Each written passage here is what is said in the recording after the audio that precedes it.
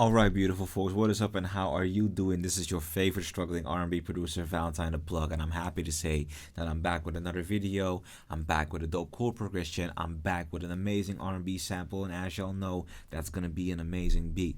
Thank y'all for tuning in, and of course, if you enjoyed this video, please like, share, and subscribe. I would deeply appreciate it.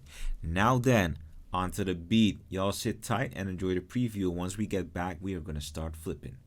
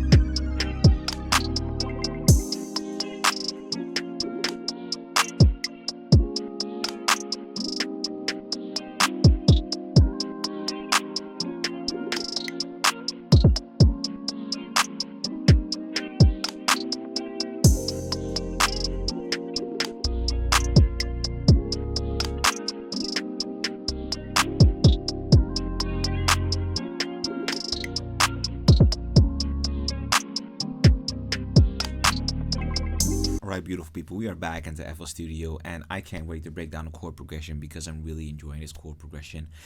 Here's a little bit of theoretical insight. I wrote this chord progression in the key of G minor.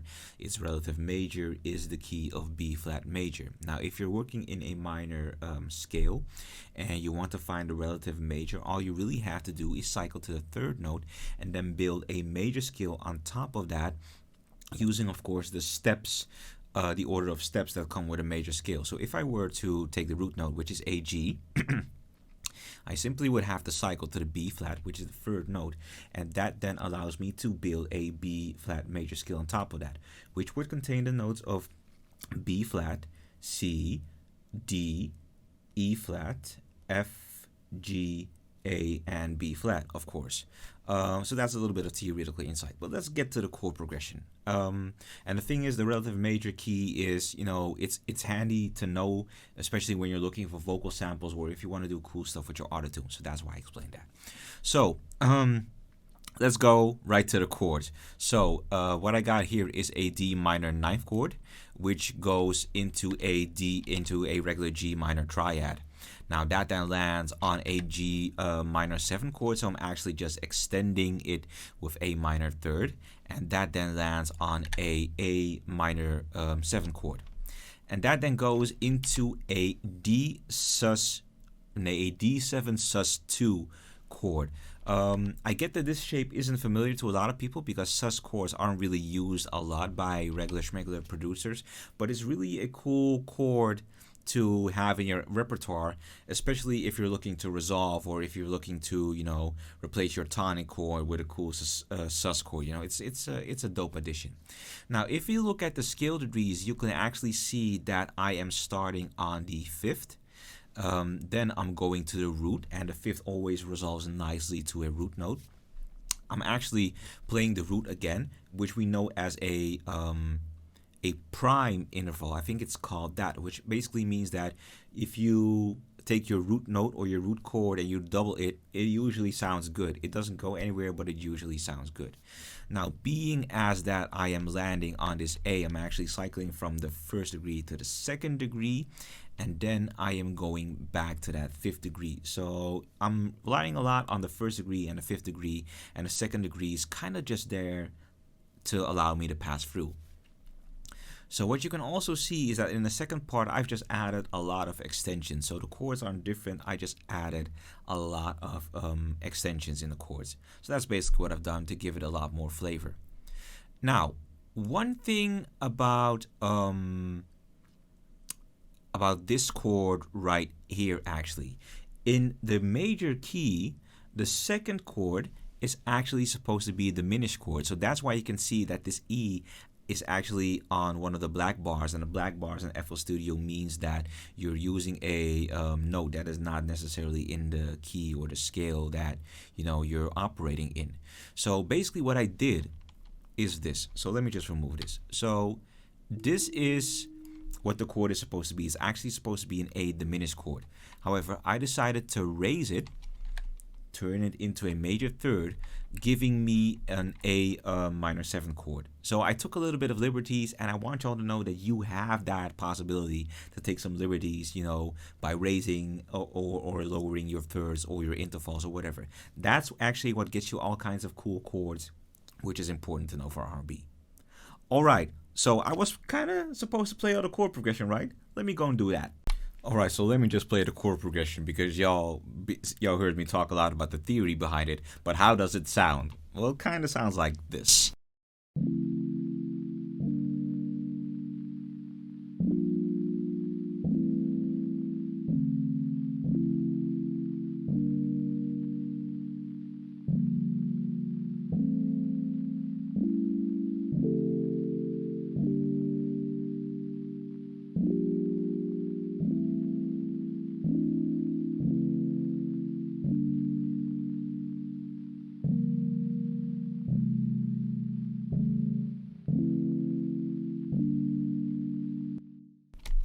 Super smooth and very chilled actually, and that is due to the fact that I'm using actually a lot of instruments in Omnisphere. I kind of recently had the realization that I've been relying on the contact pianos a lot, and they're very bright, and especially for late night R&B, you kind of want more cloudy sounds with more reverb, with more high end filtered out, you know. Those are things that we would consider wavy or chill or vibey, you know, all kinds of buzzwords which actually don't really say a lot, but that's what we describe them as. So I was kind of looking for sounds that would, you know, pass as wavy or vibey, and that's why I went back to Omnisphere. So I took this one. I think it's called the Gossamer keyboard, the Gossamer keyboard. I don't quite know how to pronounce it, but it sounded good. I'm actually using another instance of Omnisphere which has a pad as well. But you know what? Let's talk a little bit more about my sound selection. Now, as you can see here, I actually have one consolidated pattern, which is the entire sample. So the sample was actually already made before I started recording this video. I'm sorry. But let's talk a little bit more about my sound selection. I actually started off with this guitar, and as you'll know that I play you know, multiple kinds of guitars. I have an electric guitar, I have an acoustic guitar, I have a Western guitar. For this one, I took out my electric guitar and basically I played a pattern that is based on the chords that we just broke down a while back. So this is what the electric guitar sounds like.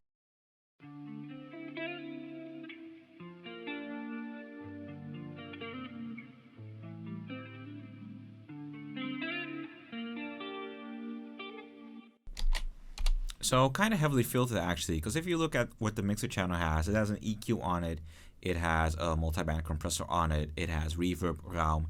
I'm using Cymatics Origin, which I kind of like, and Crystallizer for some added effect. And this is linked in, and this is none of your business. So yeah. Okay, so quick intermezzo for guitar players. Actually, what a lot of people don't know when they start a guitar is that there's a lot of ways to play a single chord across the fretboards. There's at least 10 different voicings for, say, a regular D minor chord, but the voicings I generally tend to use are voicings that have the root on the A string, which is this one, and voicings that have the root on the E string, which is this one. That's basically the ones I adhere to. Then there's cool stuff like with the root on the D string and stuff like that. For this one, I actually used this voicing, so this is a D minor chord. I'm not using the 9th, I'm actually playing just the 7th. Then I go to the 3rd fret and I play this, which is my G chord.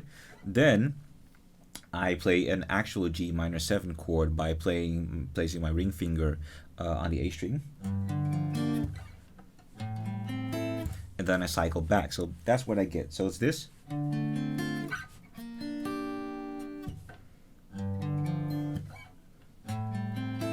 Easy as pie. Cool. So, and you know, guitar is something that I really associate with R&B. I think it's a staple in R&B. It's either piano or guitar, preferably both, of course. So I prefer to make my beats with guitar because they do add a layer of expressiveness, especially if you're experienced enough to incorporate embellishments like hammer-on, slide notes, diminished chord slides. You know, when you start to navigate a bit across the fretboard, you realize all the cool stuff you can do. So I try to incorporate as much as that as possible in my R&B beats. Now this is another layer. Actually, this is the layer that I'm using for the chord progression, but I actually took out 2 piano layers before I consolidated the sample. Then of course you have these vocal samples. Now at this point you're kind of aware of the preset that I'm using, which is this one, right? Is it? No, it's this one. It's this one right here, which actually has an auto-tune, purely cosmetic, because most of the vocal samples are largely in key. An equalizer, take out the frequencies I don't need.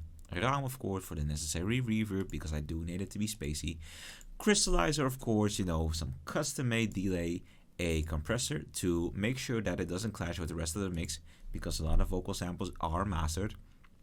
And origin, give it just a little bit of a decayed effect, you know, and it does, in my opinion, origin costs a lot less CPU power than, say, RC20 does. I'm still a fan of RC20 though. So that's basically my sound selection, and that's how this sample right here came to be. Now I do have to say that I didn't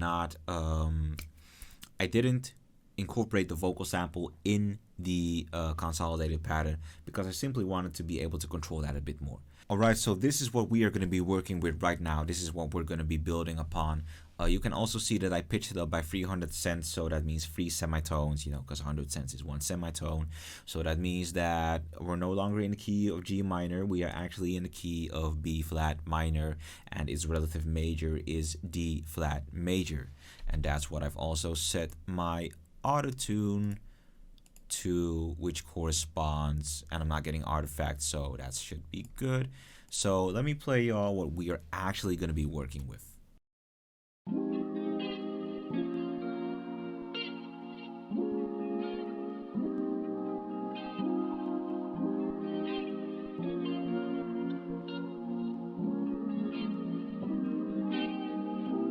Now I gotta say, beautiful people, this is kind of the part where it's all going really fast, because I kind of explained everything I wanted to explain. I've shown what I want to show, and here's the part where I just, you know, consolidate everything, add a groove to it, and then just see what else I want to add. So I need a clap, I need a kick, I need some perks, and I'm gonna just do my thing.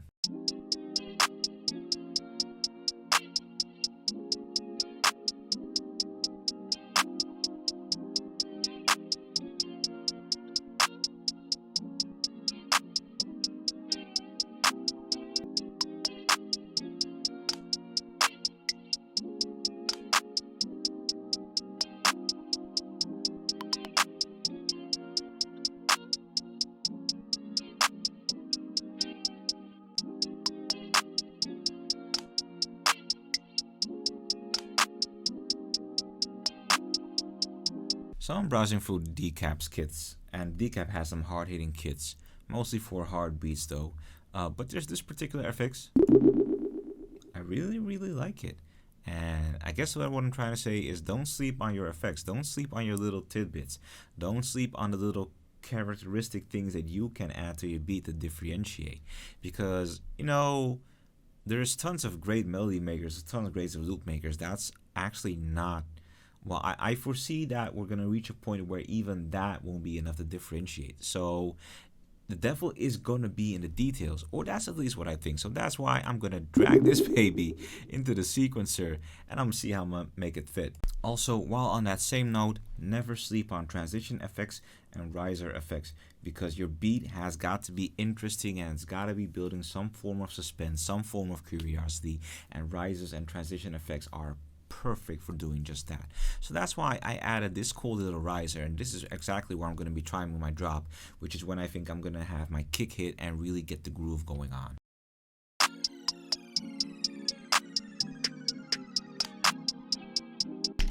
But all you really have to do now is imagine the kick. Okay, so this might actually be the kit that keeps on giving, because I found me a dope percussion loop, which really gives me a Timbaland kind of vibe. It sounds like this.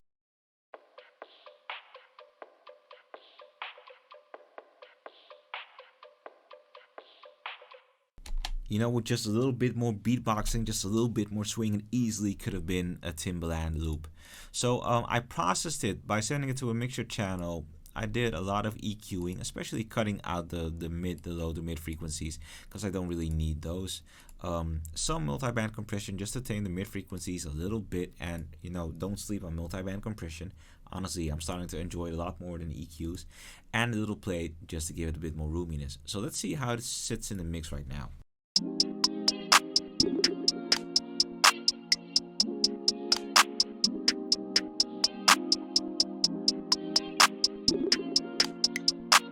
So it's basically bassline, and that's gonna be the finishing touch, because other than that, I do want to keep it. Let's just say that those late night R&B kind of beats, like the beats that you hear The Weeknd on, well, The Weeknd is haunted strip club music. I really like that joke. The beats that you hear Black on, that you sometimes hear Janae Aiko on, Bryson Tiller, Tone Stiff, by the way. I definitely think this is a Tone Stiff type beat. They don't have a lot going on in terms of the apparent things, but they have a lot of subtleties. They have a lot of automation, a lot of frequencies shifting, a lot of processing, that gets that wet, cloudy, vibey, wavy, hey kind of effect. So that's why I'm not adding a lot. So I'm gonna take out my favorite Reese bass in Analog Lab, which is the crowling bass. And I play with these two knobs, mostly the brightness and the timbre, to get the sound I like. I'm gonna dial back the brightness because I don't need a lot of high frequencies. I'm gonna dial up the timbre because I do want harmonics, and I think that's what that little knob controls. So let's see. I'm gonna open up the piano roll, gonna send it to track 2, and I'm just gonna be following the root note.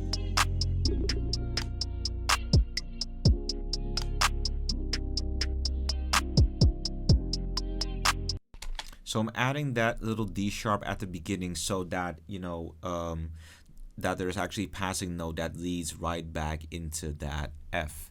Now, being as we're in a different key, that means that changes things up just a little bit. So I do want to accommodate that. So I think that this should be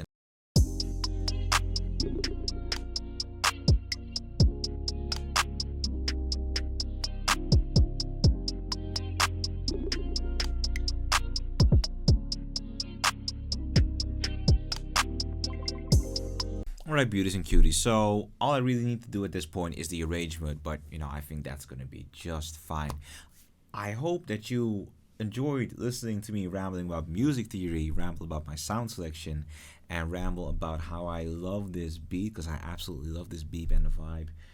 Y'all, thank you all for tuning in again. Thank you for being patient with me and tolerating my bullshit, and I hope to see you back in the next videos and all the videos after that. Y'all be easy. Peace.